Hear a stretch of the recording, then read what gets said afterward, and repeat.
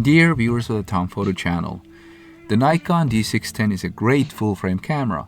However, its menu system is elaborate and can be intimidating. Today I'm reviewing the most important settings. I'll go over the menu items that more directly influence the quality of your photos. Image quality. In this day and age, you will want your JPEG settings to be fine. Anything else would defeat the purpose of buying a full-frame camera. I recommend shooting RAW and JPEG in parallel, even if you don't plan to work with RAW. You can always delete the RAW files later if they're not useful. Image size. This needs to be large. You can always make your photo smaller, but not larger. JPEG compression. I go with the optimal quality option because I bought a full-frame camera and I want to get most out of it. White balance. White balance determines how your camera sees colors. White balance auto is what most people need to use. However, I sometimes use the choose color temperature option. This comes in handy when you're shooting video or a photo series that you want to have uniform colors. For example, all wedding photos should look like they were taken on the same day and at the same event. You don't want the white balance to jump around. Set picture control. This is choosing the color simulation for your photos. I must admit that Nikon colors tend to be a bit dull for me at times. So for nature, Vivid is my favorite option. Standard is good for portraits. However, there is also a portrait mode that I don't use very much. My third favorite option is landscape. Not so much for landscapes, but for general shooting. Auto distortion control. This automatically corrects lens distortion, specifically barrel distortion and pincushion distortion. You cannot remove all problems, but why not keep this option turned on at all times? Color space. Use sRGB because this aligns well with most screens, web browsers, and printers. Adobe RGB may be beneficial if you use Adobe Lightroom or Photoshop to modify your photos a lot. People use it for landscape and product photography. Active delighting. This is a feature that helps preserve details in both the shadows and highlights in high contrast scenes by automatically adjusting the exposure and tone curve. If you turn it high, you get better dynamic range. For example, you may get a better compromise between dark trees and clouds. However, the image will be more flat and less crisp. I play with this setting a lot. Normal or auto are not bad options if you do not have a specific plan. Vignette control. Most lenses vignette a bit, meaning the corners show darker colors than the center, especially if you use wide-angle lenses and wide apertures. My setting here is normal. Long exposure noise reduction. When you take long exposure shots at night and this is turned on, the camera takes an additional photo after your photo, but with the shutter closed. This allows it to subtract the noise from the first photo. This is a special type of photography, so my default is to turn it off. Also, turn it off if you shoot RAW files and want to reduce noise during RAW processing. High ISO noise reduction. When the camera tries to reduce noise in the JPEG it produces at high ISO, this is relevant.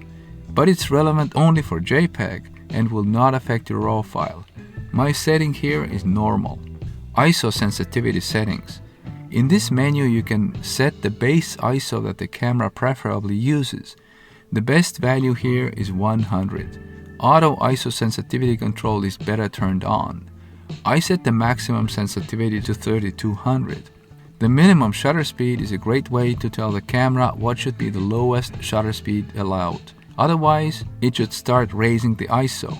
This value should be higher if you photograph fast-moving objects. For still photos, make sure the number in the denominator is larger than the focal length. So for a 100mm lens, this should be at least 1/100. But if you can, it's better to double it if there is no image stabilization or tripod involved. So for my 50mm prime lens, I use 1/100. This works a bit differently for crop sensors because the sensor size will influence the effective focal length of your lens. AFC and AFS priority selection menu. Here you can define for your continuous and single focusing options when the photograph is taken. If you select release, the camera will take the photo as you press the shutter release, even if the shot is not 100% locked. The focus option makes sure that the photo is not taken until the subject is in perfect focus. This is the option that I use. Focus tracking with lock on. It tells the camera how long to wait before changing focus when the subject moves out of the focus point briefly, is momentarily blocked, or you accidentally move the autofocus point off the subject. Number 5 is good for sports or birds in flight. Option 1 will let you immediately readjust focus. Maybe go with a middle value of 3 if you're not sure. AF point illumination. This controls whether the selected autofocus point lights up in the viewfinder during focusing or in low light conditions. It helps you see which focus point is active, especially helpful in dark environments. I recommend using auto here. Focus point wraparound. This controls whether the selected autofocus point jumps from one edge of the focus grid to the opposite edge when you keep pressing the directional control. This is a personal preference. I don't have a strong opinion. Number of focus points. Why not go with the maximum value here? Built-in AF Assist Illuminator. The AF Assist Illuminator is a small light on the front of the camera near the grip that helps the autofocus system lock onto a subject in low light by projecting light onto it. It's good, but turn it off in stealth situations. ISO sensitivity step value. This setting controls the increment size used when you adjust ISO manually, in thirds or halves. I go with 1/3. EV steps for exposure control. This setting determines the increment size or step value the camera uses when you adjust exposure compensation or EV. For me, the 1/3 option is most natural. Easy exposure compensation. This is a custom setting that lets you quickly adjust exposure compensation using the camera's command dial without having to press extra buttons or dive into menus. I actually have it turned off because I like the traditional way of changing exposure compensation the way the camera intended it, holding down the plus-minus button and turning the dial. Center weighted area. Center weighted area is a light metering mode that measures the exposure by giving priority or weight to the central portion of the frame, but also considers the surrounding area to a lesser extent. When you use this metering option, for example for portrait photography, you can choose how wide the area is around the center that is given more weight. I always had this value at 12. Shutter release button AEL.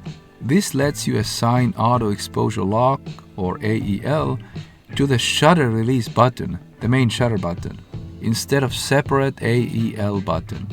Since the separate button is there on the camera, I have this option turned off. With shutter release button AEL enabled, pressing the shutter button halfway or fully will lock exposure at the metered value instead of just locking focus.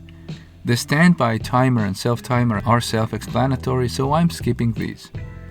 Viewfinder grid display.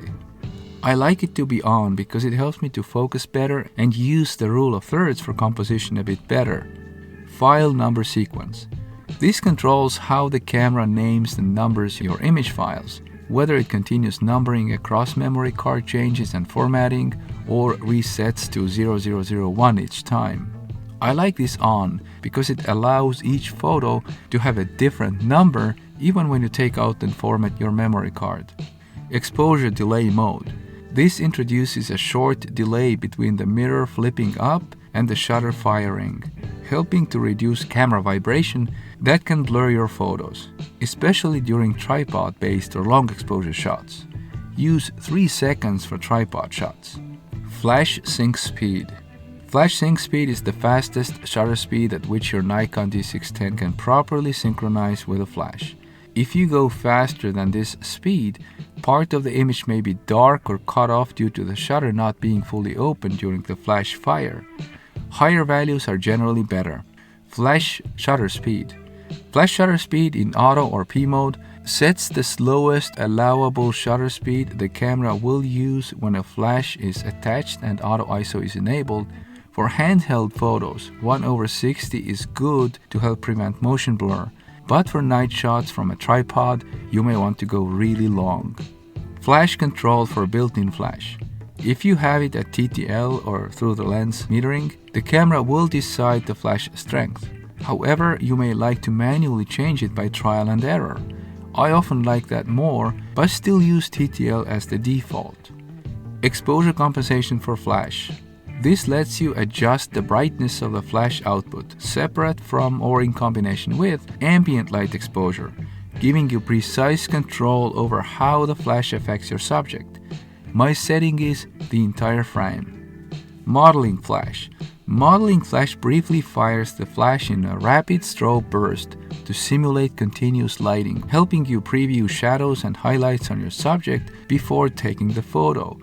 It's mainly used in studio or portrait setups to help evaluate how light and shadows fall on the face or scene when using a flash. Auto bracketing set. This controls what type of exposure bracketing occurs when you're shooting with bracketing or BKT enabled, specifically how the bracketing applies to flash and/or exposure settings. I have it at AE and flash. Bracketing order.